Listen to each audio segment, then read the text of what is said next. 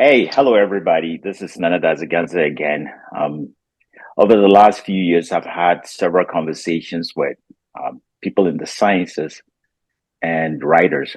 Um, but one thing that I've also really loved to explore is humanity, and especially how we humans cope with tragedy and loss.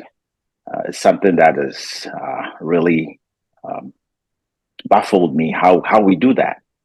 Um, and to explore this theme today is a good friend and classmate, um, Henry Pecku. We call him affectionately Afro.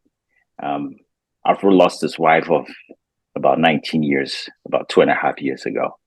Um, and he was kind enough to join me today from London, England. And we are going to explore this theme of coping and loss and how we humans do it. Afro, welcome, man. Thank you, Nana Dazi. Thank you very much. Thank you so much I for never knew doing about this. you should have told me much earlier about the show. I'd have been logging in and watching your series. Yeah, it's kind of sporadic.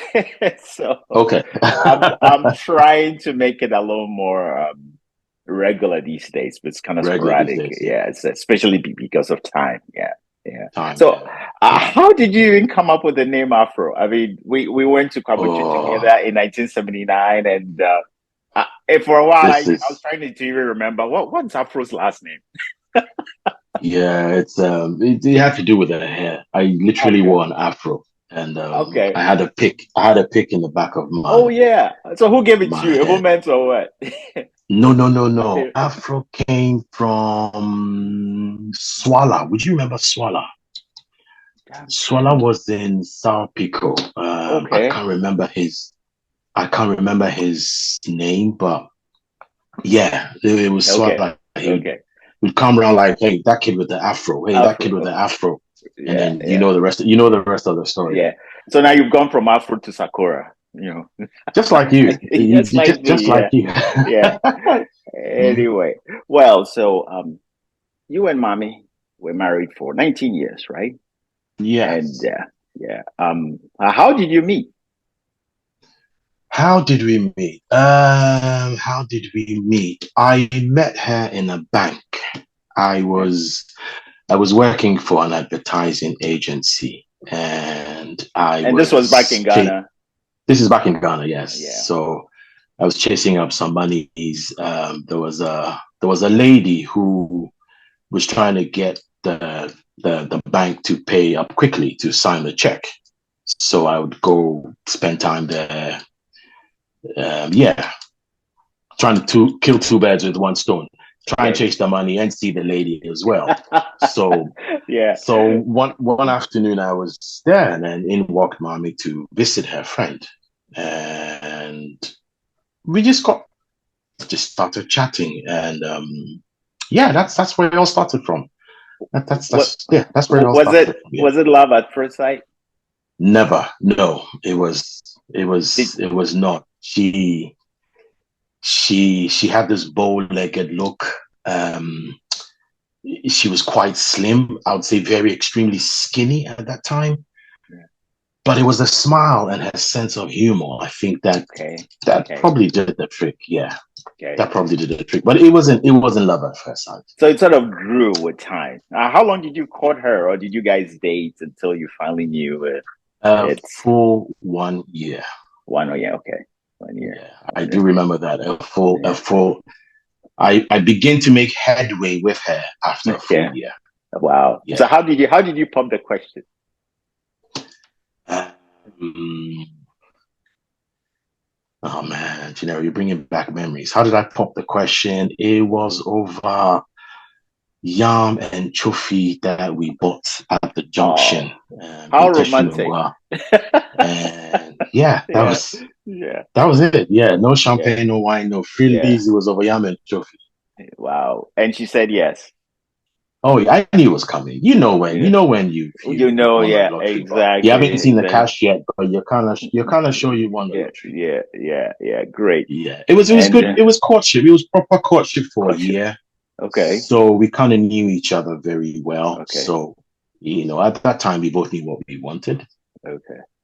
And Yeah. I guess that helped when you two got married because you knew each other. And that's what made our marriage very successful. It was that courtship period where we really did get to know each other before Mm-hmm. obviously moving to live in with each other. So our parents knew each other, we knew our backgrounds.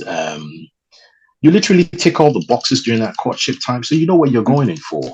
Okay. Saying that, a woman will always surprise you. I'm sure you know that. But Oh, tell me about that. the courtship helps, yes. Okay. All right. So when you finally moved together, did you have to get rid of all your furniture? Kinda.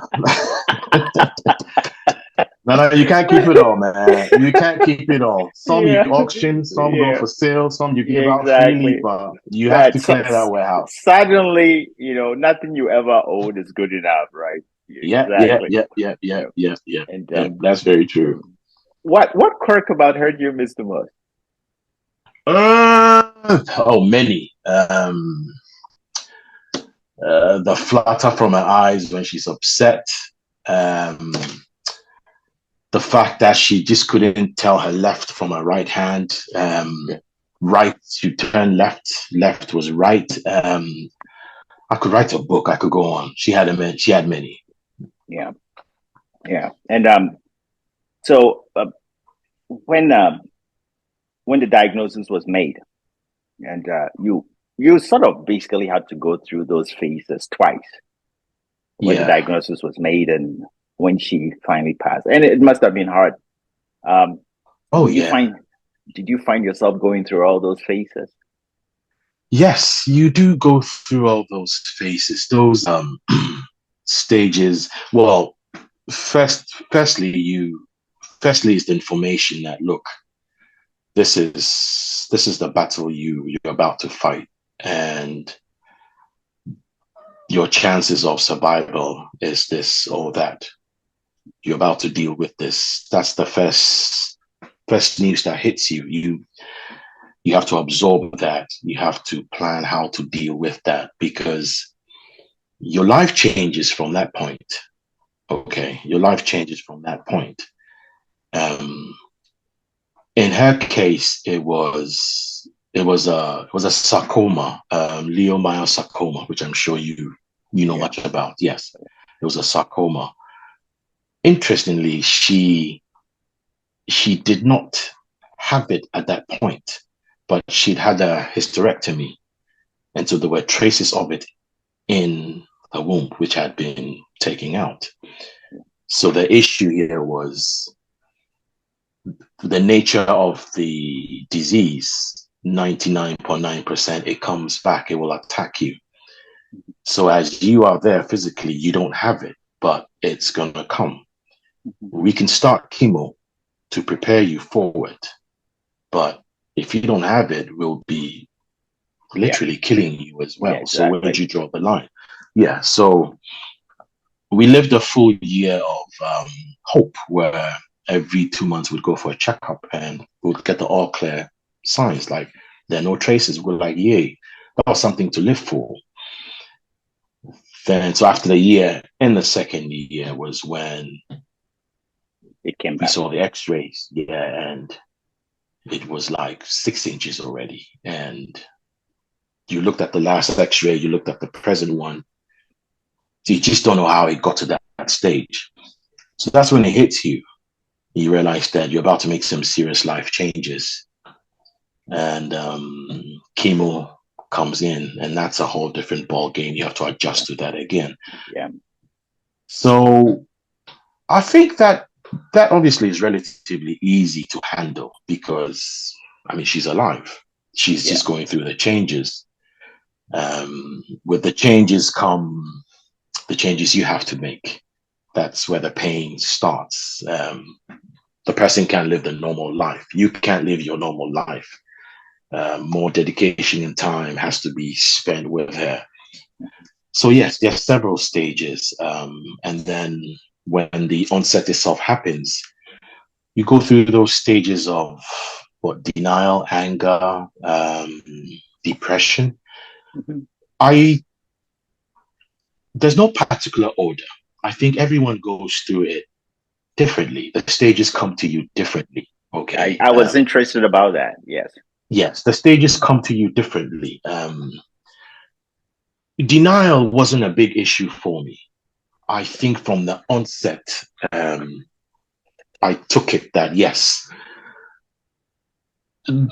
this is happening. Okay, this is happening. So I don't think denial was a difficult stage for me. I think anger was where that dominated my life because with anger comes the pain. I call it the anger stroke pain Yeah. stage. How did you deal with Um, the anger? oh, you have to let it out. You have to find a vent. You have to find a stream to let out that anger.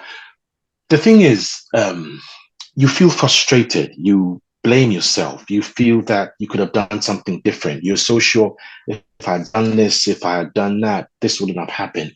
You're angry with yourself. And then you're angry with the world. You're angry with everyone else because you begin to think because you are in pain, the world is going to stop for you. It doesn't. It doesn't. The same people who mourn with you, the same people who are there for you, will continue to live their lives. They will go on holidays. You will see holiday pics of them. You will see them living their lives as they should, and it actually makes you more angry. That's that's that period. That's how you know you're going through that phase. You're not happy for them because you are tearing yourself apart because of what you're going through. You think that, but this is not fair. My wife should have been able to enjoy that or to also do this. To get through it for me was to let it out, to Did cry, you to did scream. did you go through this anger phase twice? I mean, when the diagnosis was made and then when she passed? Yes, it. I think two major episodes, and then it goes and comes back in little waves. Okay. And I think that's it for most of the stages. I don't think you just walk through a stage. Yeah. You go through the heavy period and Hmm. then it comes back in little waves, just Okay. kind of like niggling at your feet again. Yeah. So yes, anger, very first time. You're just why it's the two why me. I mean, yeah. It's the why me. That's the anger. It's the why me is of all the scums who walk this earth and planet, why me? Yeah. So yeah, you go through all the stages, but I think depending on you, the strength, the support you get, the time and place of your being, all help you get through the stages. So yeah, anger, big time, and it still comes back in Yeah. little waves, in little droves. Yeah, you Yeah. catch yourself literally angry about something, and you realize that this is why I'm angry, and then you need to take that deep breath and remember, hey, you're moving on. So Yeah. yeah. So would you say of all those phases, Kubler talked about back in 1969, you would think anger is the most predominant? I think so, but no, I think it depends on everyone. Okay. Okay. Okay, I think it depends on everyone. I know depression is huge for a lot Huge. of people. Yes. I was going to bring that up. Depression, depression is huge. Where if you're not careful, affects your mental health. Depression is huge. It's the sadness sets in, and you're dealing with this pain of loss, and it just takes over your life. I went through my period of depression where nothing means anything to you again. Your comfort is to wake up and pull that duvet over you and stay underneath that duvet all day long, thinking that when you pull that duvet off, everything will be As it fine. was. Yeah. Yeah. You pull that duvet down and you realize that no, things are still the same they were. So you go back underneath that duvet. And every passing day, you find that underneath that duvet a more comfortable place to stay. So if you don't have friends, family, people who care about you, who check up on you, who will literally annoy you, barge into your life as to, dude, what's up? I mean, let's go play golf. Let's do this. Let's do that. If you don't have that, you're going to be spiraling downwards. So depression is big. I think it would depend on everyone's situation. Obviously, if you're a loner, you don't have a lot of family, and you go through this, I think it would be extremely difficult for you.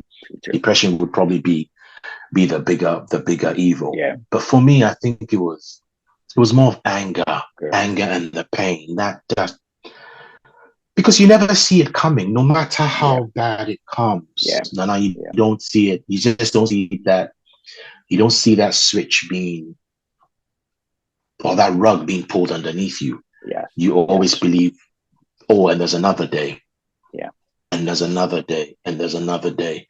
So nothing prepares you for that anger and pain. And I think for me, that was the greatest obstacle to get over.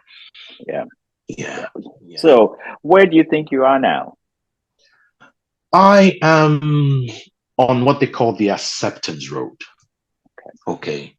Um, yes, I have accepted the reality of my loss, as painful as it is. Yeah. But it's not just accepting it, is moving on. Okay.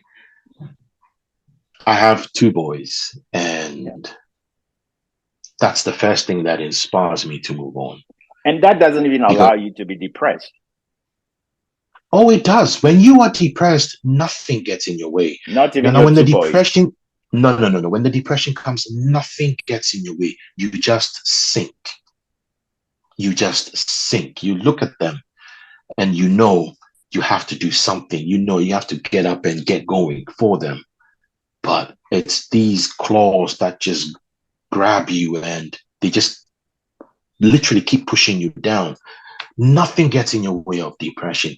You have to wake up at some point in time. You have to find the strength and energy somewhere at some point in time and wake up and say, hey, I gotta get going, Did So you seek some help at that time? Did you have any therapy? I did have counseling. We all did go through counseling. Yes. Okay. It's So it's that it's helped a very lot. important. It helps a lot. You need to speak and talk to someone who is not family, someone who doesn't know you and will listen to anything that's going to come out of you. And because they are not judgmental, it really helps. They can tell you as it is. You got to pay bills. So if you want to sit down and cry every day, this is what's going to happen. They're not going to cover it up in any way. And they encourage you because you get to realize that they want the best for you. They want you to move on, to get better, to get well. So counseling is very, very important. I give an example. I say when I reburied my good friend's mum sometime last year, and look, he's a 54-year-old dude, and at the funeral, I'm looking into his eyes, and I can see the pain and grief that he's going through. His mom was everything to him. And I could see, left him alone, he would have cried. He would have literally rolled over crying. But he was keeping it together. And it hit me. And I said, this is a 55-year-old ass man. What made me think I could imagine what my son, who was, 11 at that time, what makes me think I could understand what he was going through? Sure. So yeah, back to your original thing. We go through all the stages. For me, anger was huge. Was predominant. But I think depression, predominant. I think depression is also another worry one to be aware of. Yeah. So now you are on the acceptance stage, and you were talking about at the acceptance stage. Yes. You still feel sad. Mm-hmm. You still go through pain. Yeah. Okay. You will have moments of depression. Okay. Waves of anger will still drift in and out, but you can handle it. You can talk about it as I am talking to you about it today. I can actually sit down and tell someone, I understand what you're going through because I have been there. And I know why you're feeling, but I know it will get better. I know I've learned the trick.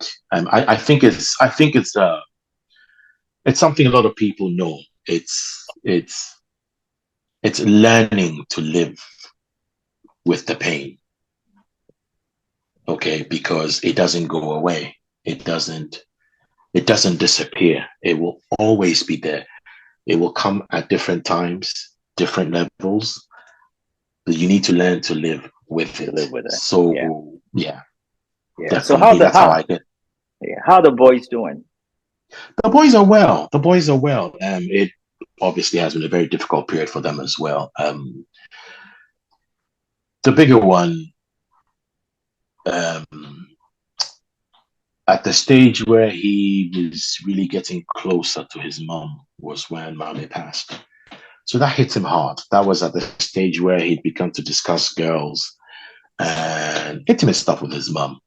Was when mom passed, and I still remember after school he would come back. It was during the pandemic time, and the virus was raging as well. So you can imagine how difficult that period was. We couldn't even go close to her. We still had to keep our distance. So the kids would come from school, desanitized or sanitized, and they'd have to sit at the footstool far away from her to talk to her, to chat with her. And my bigger one, AJ, would literally, the afternoons he'd come from school, would just sit there and talk to mom. And mom would drift asleep, wake up, and he'd still be there going on and on and on. So it was very difficult for him. I think the younger one he's been more in denial. He actually broke down sometime last year was when I physically saw him cry. So yeah, it's affected them both ways, but they're strong on their feet today. They're both doing well in school. The bigger one is in uni. The younger one does his GCSEs next year. They're doing well. Okay. But I must give credit to family support. Yeah, I must give credit to family support because they took them in like their kids and gave them the motherly love they needed as well. So yeah, they're doing well. Being on the acceptance stage, we are at the point where we can talk about mom. We can laugh about mom. An example I give is there's a picture of mom close to the table where we eat, and we were having breakfast one morning, and the boys made pancakes, and as we sat down to eat, the younger one was wearing a hat. And as he sat down, the big one looked at him and said, "You know very well if mom was here, she'd slap you for wearing that hat." And he was like, "Yeah, but mom's not here." Then he turned to look at the picture, and the picture faces us on the table. So he's just sitting there looking at the picture, and he takes off the hat and throws it away. And we both we both start laughing, Yeah. So Yeah. yeah, we're in a good place. We're all in a very good place. Yeah, we're all in a very good place. The boys are doing That's very well. great. That's great to know. So yeah. If you were to sit back now and like talking to somebody going through all this, and you were to tell them what are the things that helped us bring us to this place? We've talked about counseling. We've talked about friends and family. Yeah. So that's support mechanism. Anything else? Yeah. You have to let your feelings out. You can't keep them within. You have to let your feelings out. You have to do the screaming and the crying and the tearing your hair out. You need to let it out. But you don't have any hair to tear out, Afro. Okay, so delete that phrase. I'll get you for that. Delete that phrase. But you know what I mean. You have to punch the wall. You have to physically let it out because it helps. Okay. I think you also have to be physically active. For me, I walk. So I got a dog and I walk. I walk I try to walk. You need to get yourself into a routine. If you don't have a routine, life is more than mundane. It's crazy. You need to have a routine. You need to have to look forward to something to do. You need to get up and lay your bed, get up and do something. You have to find something to do, because in doing it is where the healing comes. So in addition to all the things we've talked about, I would say you need to let your feelings out. You have to be physically active, and you have to forgive yourself as well. Because if you don't forgive yourself, you always feel you're to blame. You will always feel guilty. Yeah. You will always feel guilty. You and it feel, will eat at you. And it eats at you. It eats at you. You will think that if I had done this, or if I'd done that, or if I'd done this, or if I made this decision. So you have to forgive yourself, okay? And then obviously you have to take care of yourself. You've got to look after yourself, take care of yourself, your health, your diet,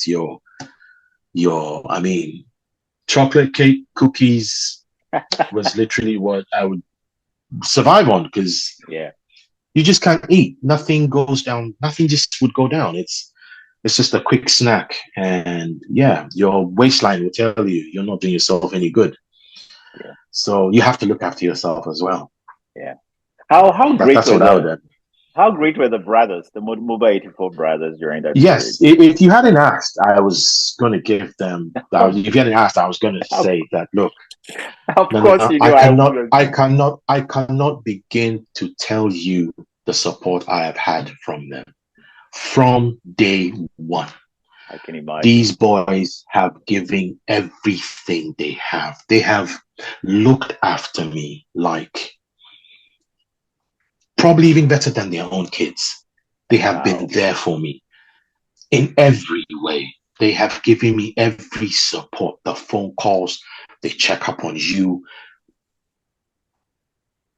They have been amazing. Nana, Mobile 84, oh my God, I can't begin to tell you.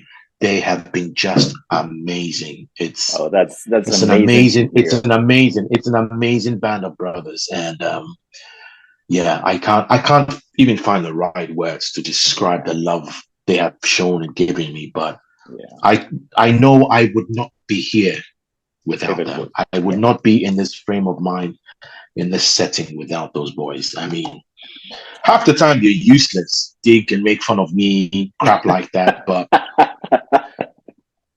there's a good side to all of those boys. And you just I think we have a special bond between all of us, that group. All of us, yes, certainly. And it's not just now I have to mention you. Nana, yourself. I have to mention you. And others. There's several. I mean, I could go on and on and on, but this fraternity is amazing. That I can say. It's an amazing fraternity. Yeah. It is. Yeah. You said something during your tribute to Mommy. That those words have stuck with me for so long. You said if I could do it all over again, I'll find her sooner, so I could love her longer. I don't know how many times I look back and read that. Because for all of us who still have someone, it tells us, hug them more, be there for them more. Do you think you can move on? Do you think Mommy would want you to move on, find love again? Oh, you're late. You're late to the party. I have moved on. Really? You've moved on? You're late to the party. God. You're late to the party. Well, it never ends, does it? It's a family. It's a family thing.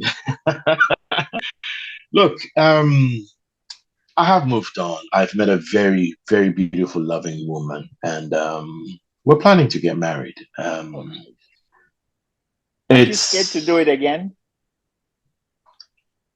No, at this stage, nothing scares you. You're like, hey, if it's gonna work, it's gonna work. If it's not gonna work, it's just not gonna work. Because been there, seen it, done it all. It's a topic for another show. This is how I should put it. It's a topic for another show, because when you have kids, you have boys. We've had that talk where they understand I'm not trying to replace their mom. I can never ever replace their mom. But life goes on. You will meet other people you fall in love with. You will meet people you think you can live with, you can survive with. And it's a tricky balance. Okay. The talk, the introduction, the person coming in, them meeting her, and then you watching them trying to judge, okay, are they going to be fine with it? It's a tricky one. And obviously for the woman who moves in as well, that's another tricky one where, I mean, imagine this beautiful lady is moving into love an old fart like me and two already made kids. That's tricky as well. So you avoid the landmines and you make it work. But at the end of it all, I'm happy. And I believe I'm taking the right decision. So yes, you can love again. Yeah. You can definitely love again. Yeah. Back in after Kubler Ross went through her uh, developed those stages. Yeah. A few years later, another psychologist added a sixth stage to it, and it's called finding meaning. So you find meaning for that grief, and I think Viktor Frankl also talked about finding meaning. Um, how do you give what happened to mommy meaning? How do you? Wow.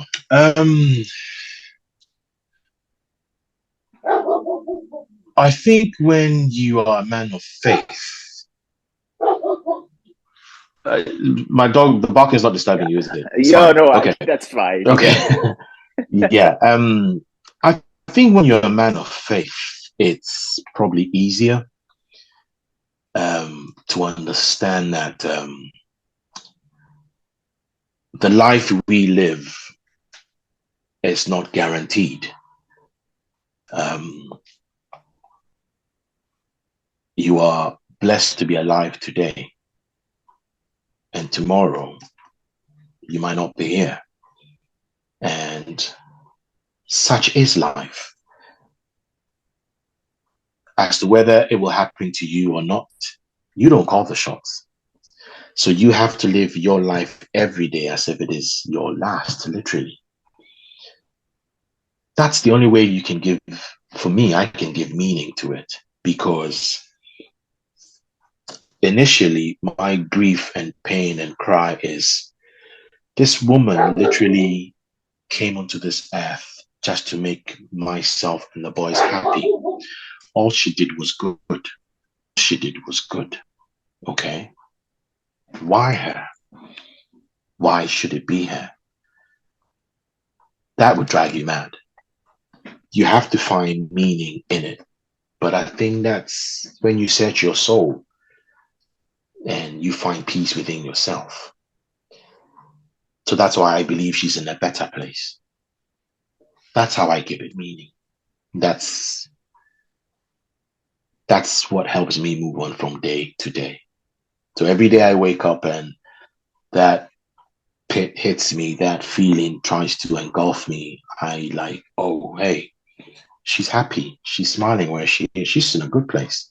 She wants you to move on and do well. So you better get your ass out of bed and get going.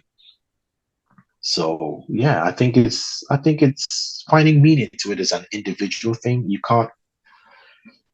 can't put it out as a banner and expect it to cover everyone else. I think everyone will find meaning to it differently. But as a man of faith, that's the way I see it. That's the way I deal with it. You know? Yeah, Yeah. There's a quote from Kierkegaard, and it's from his book Gospels of Suffering, I think, if I'm not wrong. And he says, "Faith sees best in darkness." So faith sees best in darkness. Would you agree that how helpful was your faith during that time? Extremely, extremely. That's to know that there's a higher being that's there for you, that's comforting for you, keeps you going. Because when family leave you, when everyone goes and you shut your doors and you turn off your lights and you're on your own, it's God you talk to. You know he hears you. You know he's there with you. You know he's going to give you that energy and that strength to move on. Can I read something that a friend sent to me? about about the loss of a spouse or partner. It goes like this. It says, the death of a spouse or a partner is different than other losses in the sense that it literally changes every single thing in your world going forward. When your spouse dies, the way you eat changes, the way you watch TV changes, your friend circles change or disappear entirely. Your family dynamic life changes or disappears entirely. Your financial status changes. Your job situation changes. It affects your self-worth, your self-esteem, your confidence, your rhythm, the way you breathe, your confidence, your brain function, your mentality. If you don't know what that is, count yourself as very lucky. Your physical body, your hobbies, your interests, your sense of security, your sense of humor, your sense of womanhood or manhood. Every single thing changes. You are handed a new life that you never asked for and that you don't particularly want. It is the hardest, most gut-wrenching, and most horrific, life-altering of things to live with. That is deep, and It's deep. probably captures the sentiment. I have to tell you this. So, and this was in 2020. I'd been called to go see a patient who needed surgery. She had a stroke, quite terminal. And I go in to see her. She's older, and there's an older man standing next to her bed, weeping his eyes out. I mean, just weeping. And he knew that this was it. And he said, "This is my friend. We've been friends for 58 years, and now she's going. What am I going to do?" He was, I mean, it was during the pandemic. Everybody is masked. I had to hug the man. And you reading that just encapsulates what I could see in his eyes at that particular point in time. Yeah. I came home and got the message that you had lost mommy. Oh. Yeah. That must have rocked you. That rocked me. And that was the point where I started asking myself, how do people deal with this? This older guy with all his life experiences looked broken. I mean, totally broken. And I kept thinking, how is Afro going to deal with it? And you said something during your tribute again. You said, yes, I'm a broken man and I've lost my better half. But then I see her in the faces of my boys, and that gives me comfort. And that's, and I mean that literally as I see it in the boys. I mean that literally, and till today, that's what it is. You know, I mean, my bigger one has done braids, wears an earring, but I still see her in them always, in what they say, in what they do. And at times when they ask you for help, it's mommy I see asking me for help, not even them. When they go, can you help me fill this form, or I want to do this, can you pop online, or can you sign this for me, blah, blah. That's the way I see it. And that's what's always also kept me going is the boys, because I know the investment she had and the love she had for them. And I always say, if they didn't turn out well, I'd be a big disappointment to her. So yeah, you need that key to move on. You need that key to move on, and it will differ for everyone in what will keep them going, you know. But you have to go through these stages to get better, to get well, to get prepared to be able to do it. Because if you don't, you break down at some point in time, and that takes you back.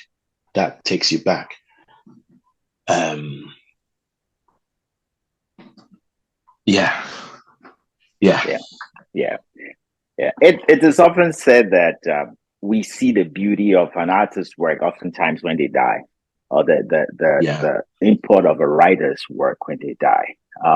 And Yeah. it's almost like a beautiful marriage comes into play, or we see it well when a partner is gone. I mean, it has taken her passing to really show you how wonderful what you had was.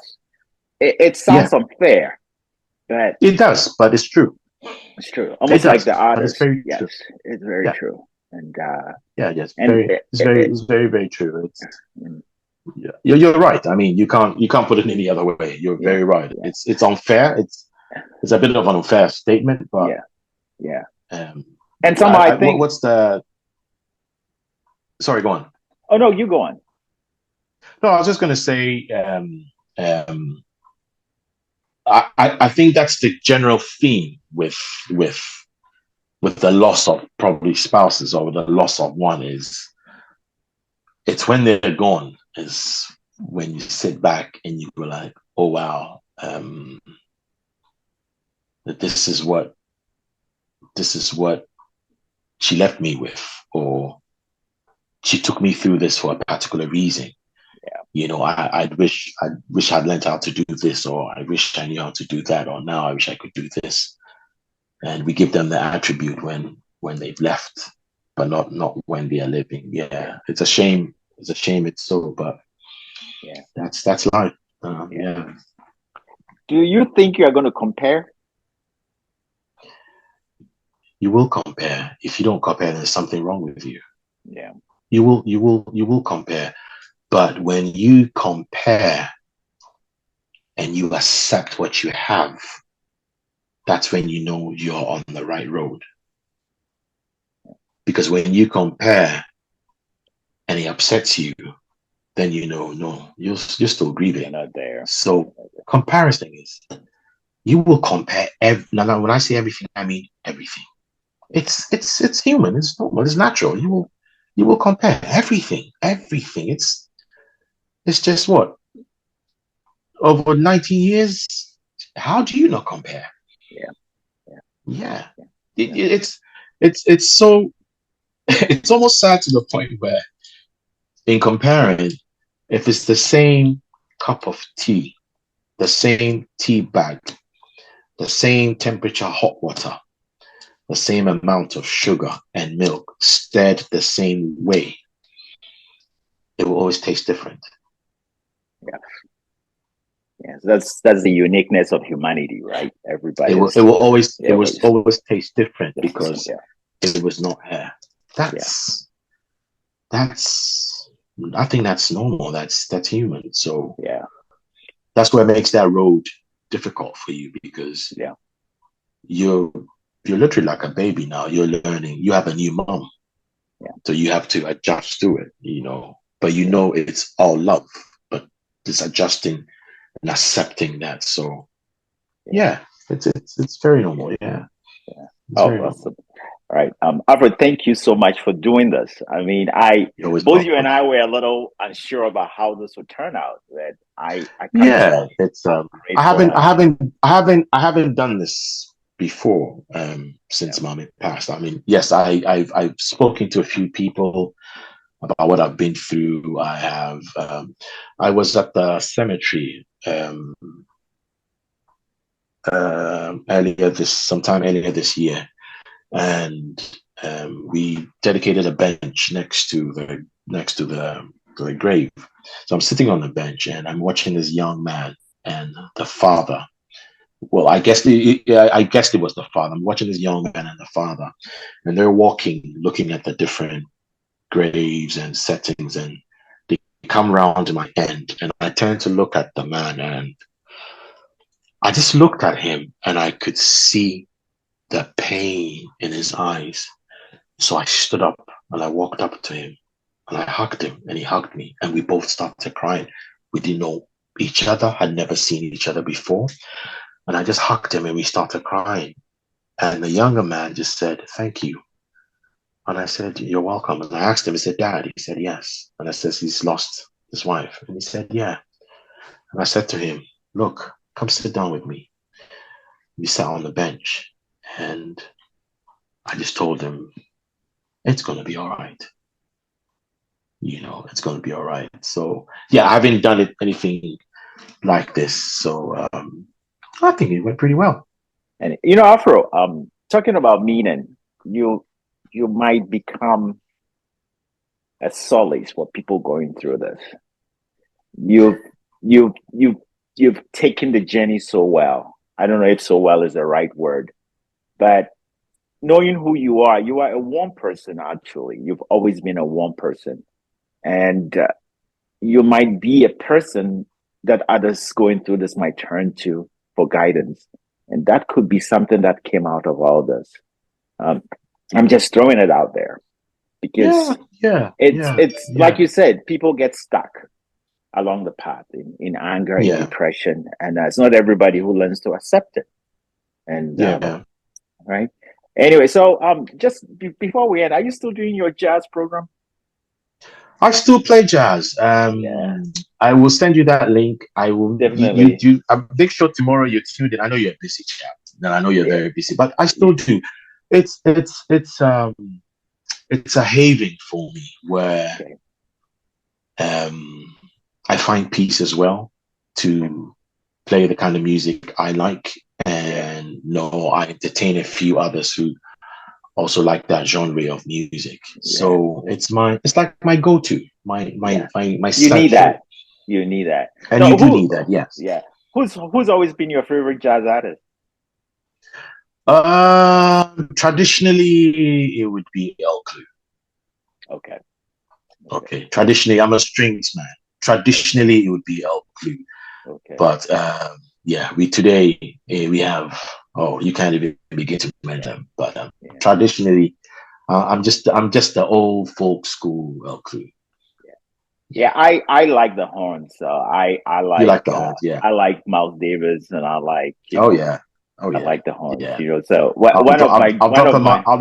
I'll drop a Miles Davis for you tomorrow.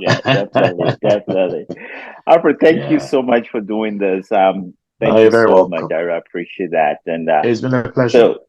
So to tie it up, your faith, your family, good old counseling, and just being active would get you through. It's not promised.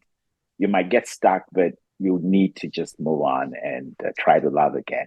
Alfred, thank you so much for this. All right. No, thank you for having me. It's been a pleasure. Of course. And enjoy the rest of the day, and I'll look out for that link. Oh, and by the way, please send me that E-Class 1996.